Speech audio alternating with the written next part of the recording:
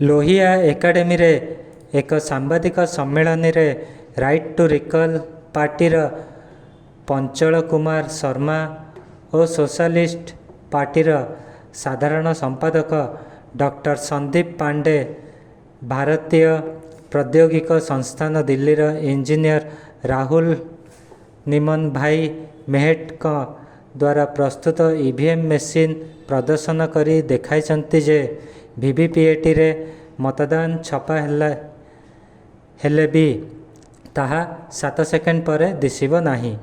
सेथिरे मतदान बदली जिबा पई व्यवस्था रहिछि, जहाँकि भोट ग्रहण बेले निर्वाचन ऑफिसर मध्य जानिबा संभवपर नुहे।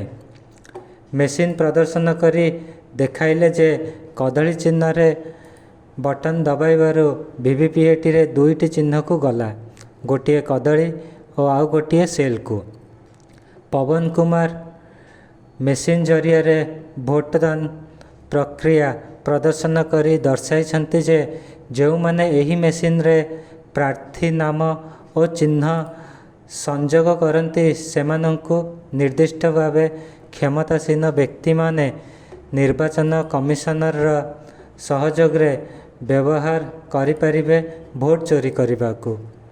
अर्थात गोटे चिन्ह रे बटन दबाइबा परे अन्य चिन्ह को ताहा चली जाइथिबो।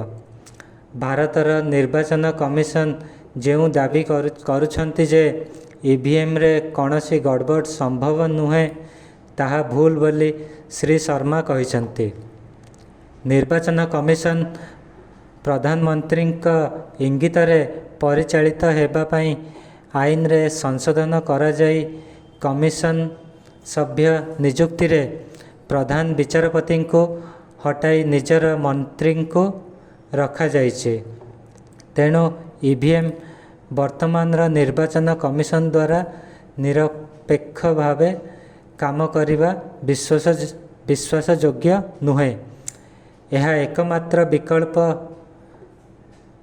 पूर्वरे व्यवहृत हेउथिबा बैलेट पेपर को फेराई आनी गणतंत्रर सुरक्षा करा जाऊ बोली मागासेस पुरस्कार प्राप्त संदीप पांडे कहिछन्ति। एही सांबादिक सम्मेलन रे लोकशक्ति अभियान आवाहक प्रफुल्ल सामंतरा सूचना देले जे एही मेसीन मुख्य टेक्नोलोजी जोगाउथिबा जापान समेत जर्मनी, अमेरिका, इंग्लैंड परी विकसित देश ईवीएम उपरे विश्वास करुनथिबारु व्यवहार करुनाहांती। भारत रे काहींकि आरंभरू बीजेपी यहाको विरोध करुथिला। गणतंत्र रे अविश्वसनीय यंत्र को व्यवहार करने द्वारा निरपेक्ष मतदान संभवपर नुहे बोली पुणी बैलेट पेपर जरिया रे भोट ग्रहण करने को दाबी करा जाइछे। सेथिपाई भोटदाता माने जागृत हेबाको नेता माने कहिसन्ति। अच्छा, ये गड़बड़ी पूरे कॉन्स्टिट्यूएंसी में एक साथ हो जाएगी। एक जगह आपने प्रोग्राम नोट किया, पूरे कॉन्स्टिट्यूएंसी में गड़बड़ी हो गई। लेकिन बैलेट बॉक्स में अगर आपको गड़बड़ी करनी है तो आपको हर एक बूथ पे गड़बड़ी करनी पड़ेगी। हर एक बूथ में जाके आपको फर्जी वोट डालने पड़ेंगे या बैलेट बॉक्स में। तो हमारे पास जितने विकल्प हैं उसमें सबसे कम संभावना गड़बड़ी की बैलेट पेपर बैलेट बॉक्स में ही है। और सबसे ईवीएम में हटाओ बैलेट पेपर आने का क्या मतलब? हिंदी में होता।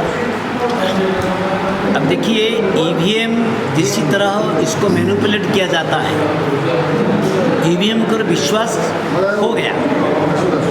और जब कांग्रेस सरकार में थी, BJP party main opposition party EVM को ऑब्जेक्शन किया था।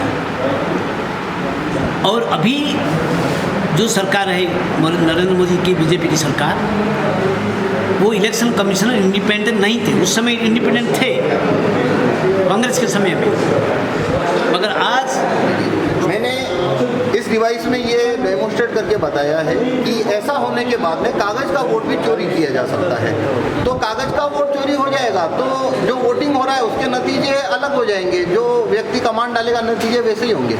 इसलिए हम चाहते हैं कि ईवीएम के साथ पोलिंग बूथ में बैलेट पेपर रखना चाहिए, ताकि जिस वोटर को ईवीएम पे भरोसा नहीं है वो बैलेट पेपर से वोट कर सके। लाइट को बंद कर लेता है और काला कांच होने के कारण अगले वोटर को ये दिखता नहीं है कि वो वोट अंदर पहले से एक वोट रखा हुआ है, और यदि वोटर ने उसी सिंबल को फिर से वोट दिया जो कि प्रीवियस वोटर ने वोट दिया था, तो वही पर्ची जो पहले वाले वोटर के लिए छापी है वीवीपैट पे, लाइट जलाकर वो वही पर्ची दिखा देता है और बाद में लाइट बुझाकर वो जिस उम्मीदवार को जिताना है उसके सिंबल की पर्ची छापता है। मतलब एक ही पर्ची दो लोगों को दिखाना लाइट जलाकर और लाइट बुझाकर दूसरे किसी तीसरे सिंबल की जिसको जिताना है उसकी पर्ची छापना, और ये आसानी से किया जा सकता है। मैंने वो डेमोन्स्ट्रेट किया, उनसे मशीन मांगी है, क्योंकि चुनाव आयोग का कहना है हमारी मशीन में ये नहीं हो सकता, तो आपकी मशीन में नहीं हो सकता है, वो तो कहने से नहीं होगा कि आपके कहने से होगा, वैसा तो नहीं होगा। आप अपना मशीन दीजिए।